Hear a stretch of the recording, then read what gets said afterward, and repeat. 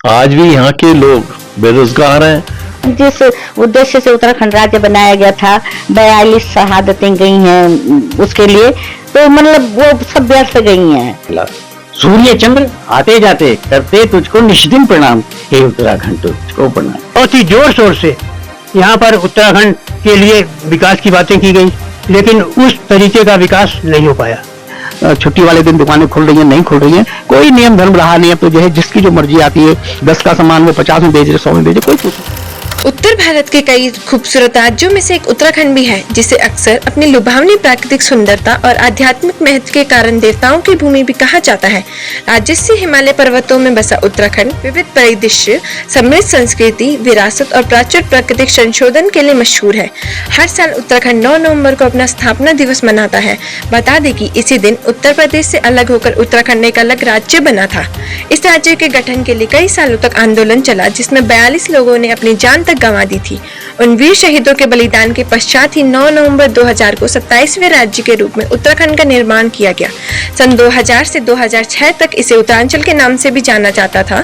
जनवरी 2007 में राज्य का आधिकारिक नाम बदलकर उत्तराखंड कर दिया। इस वर्ष उत्तराखंड ने अपनी रजत जयंती मनाई। इसी को लेकर हमारी संवाददाता रूपाली भंडारी ने कुछ बुद्धिजीवी लोगों से बातचीत करते हुए एक खास रिपोर्ट तैयार की है। आइए देखते हैं हमारी ये। हमारे साथ बात करने को मौजूद हैं उत्तराखंड के जाने माने समाजसेवी और आंदोलनकारी जगमोहन मेहंदी रत्ता जी। तो सर, अभी उत्तराखंड को 25 वर्ष होने को है लगभग, तो आप इन 25 वर्ष के काल को कैसे देखते हैं? देखिए, उत्तराखंड को बनाने में हम जब आंदोलन में थे तो हम इस उत्तराखंड के लिए ये बनाना चाहते थे कि इसमें करप्शन मुक्त होगा, समाज के लोग बेरोजगारों को रोजगार मिलेगा, अच्छी सुविधाएं मिलेंगी, अच्छे हॉस्पिटल बनेंगे, अच्छे स्कूल बनेंगे, अच्छी सड़कें बनेंगी और हमारा सुंदर, और हम खुद राज करेंगे, अपने नियम कायदे खुद बनाएंगे। अदरवाइज हम यूपी की तरफ देखना पड़ता था हर चीज में, और यूपी हमारे से बहुत दूर था। कुछ सपने पूरे हुए, कुछ अधूरे रहे। निश्चित रूप से सड़कों का जाल बिछा, कुछ स्कूल भी बने, डिग्री कॉलेज भी बने, सड़कों के जाल बने। पर्यटन के मामले में बहुत यहाँ पे काफी यात्री आए। बद्रीनाथ, केदारनाथ, हमारे चारों धामों में यात्रियों की संख्या अब इतनी है कि हमसे संभल नहीं पा रही है।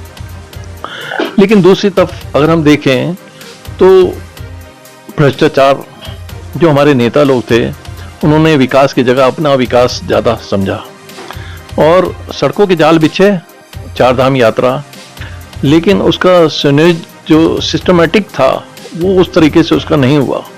हमारे हॉस्पिटल सुधार की तरफ है, लेकिन जो अपेक्षा हमारे पे थी वो हमें नहीं मिल पाई। आज भी आप देख रहे हैं कि अगर कोई प्रेग्नेंट लेडी है, पहाड़ों से बीच में डेथ हो जाती है। ये इस तरफ बहुत ज़्यादा काम होना चाहिए था, शिक्षा के रूप में काम होना चाहिए था, वो भी नहीं है।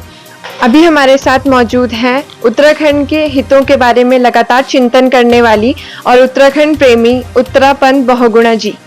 मैम, उत्तराखंड को बने लगभग 25 वर्ष होने को है, तो आप इन 25 वर्ष के काल को कैसे देखती हैं? पहले तो मैं आपका धन्यवाद करना चाहती हूँ। अगर उत्तराखंड की बात करें तो हमारा जीवन उत्तराखंड में ही व्यतीत हुआ है। जन्म यहीं पे है और सारी पढ़ाई लिखाई, शिक्षा दीक्षा यहीं पे हुई है। तो हमारा जो पहले जो उत्तराखंड राज्य बनने से पहले जो उत्तराखंड था वो काफ़ी बहुत अच्छा था। मतलब उसमें प्रेम भी था और शिक्षा भी थी, रोजगार भी बच्चों को मिल रहा था।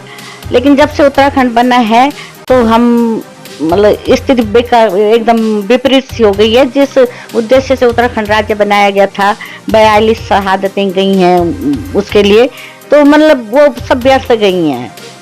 आज आप देख रहे हैं बच्चों, पढ़े लिखे बच्चे रोडों पे घूम रहे हैं और स्कूल जो थी भी वो बंद हो गई है, बाकी खुलने का नाम नहीं है। अस्पताल नहीं है, अभी भी गांव से बीमार हैं, गर्भवती महिलाएं हैं तो उनको डंडी या चेयर में लेके आया जा रहा है।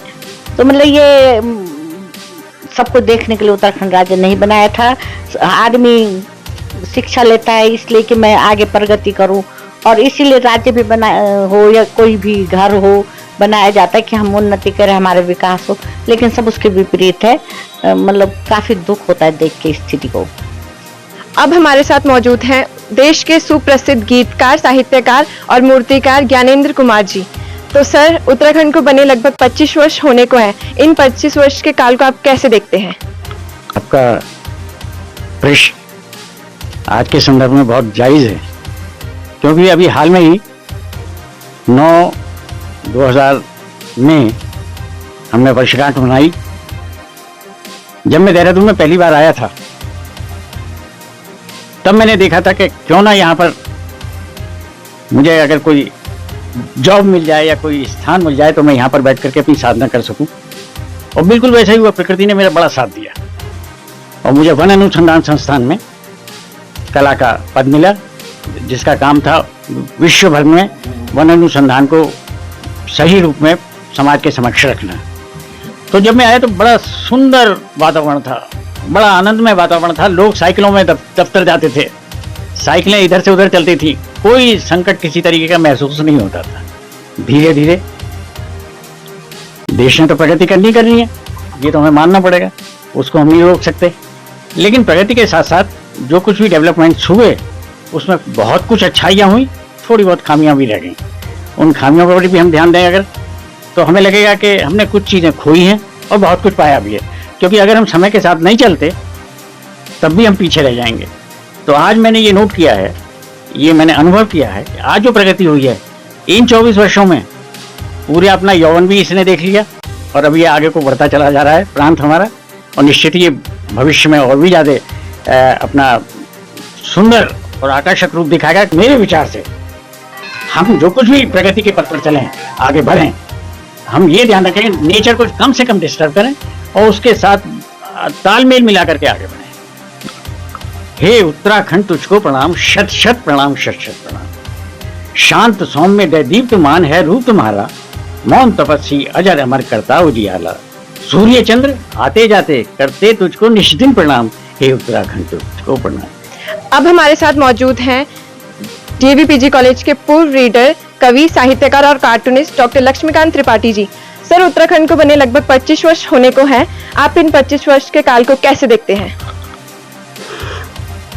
मैं जब देहरादून आया उसके पहले हमने देहरादून के बारे में बहुत कुछ सुन रखा था कि यहाँ की जो प्राइमरी एजुकेशन है उसमें शायद हिंदुस्तान में पहले नंबर पर देहरादून था, और यहाँ की सुंदरता, यहाँ का वातावरण और यहाँ के पर्यावरण के बारे में ये था कि यहाँ पर जो भी इंसान आता है वो यहीं बसना चाहता है।